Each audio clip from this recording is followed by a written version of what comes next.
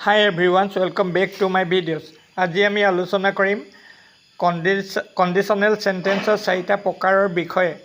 প্ৰথমটো হ'ল zero' conditional, present,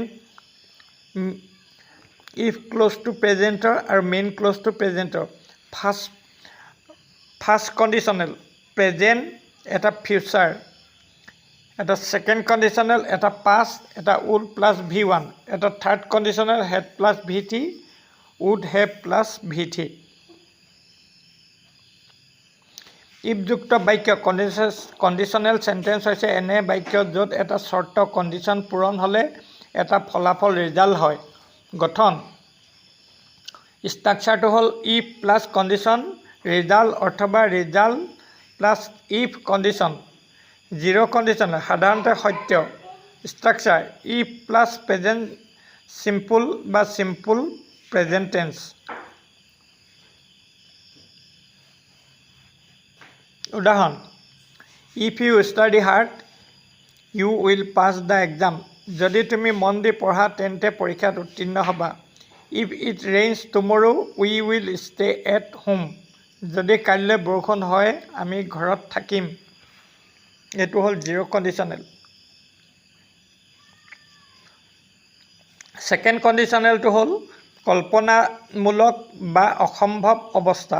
structure if plus past simple past would plus V1। উদাহৰণ হিচাপে if I were rich I would buy a car. যদি মই ধনী হ'লোহেঁতেন এখন গাড়ী কিনিলোহেঁতেন। if I had wings I would fly. যদি মোৰ পাখি থাকিলেহেঁতেন মই উৰিলোহেঁতেন। মনত ৰাখিব I বা হি সি থাকিলে were ব্যৱহাৰ কৰাটো ব্যাকৰণগতভাৱে শুদ্ধ। থাৰ্ড কন্ডিশনাল অতীতৰ অনুশোচনা। Structure if plus had plus VT, second পাৰ্টটো হ'ব would have প্লাস VT। উদাহৰণ if I had studied hard I would have passed. যদি মই মন দি পঢ়িলোহেঁতেন তেন্তে উত্তীৰ্ণ হ'লোহেঁতেন। if she had come earlier she would have met him.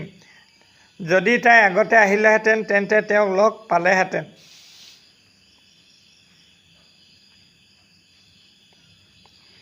সহজ কৌশল মনত ৰখা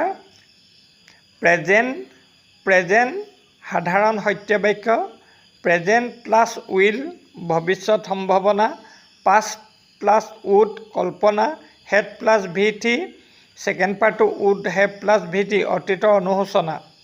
এই বিষয়টো SLC পৰীক্ষাত অতি গুৰুত্বপূৰ্ণ। নিয়মবোৰ মনত ৰাখি বাক্য গঠনৰ অনুশীলন কৰিলে সহজ ইফযুক্ত বাক্য সমাধান কৰিব পাৰি।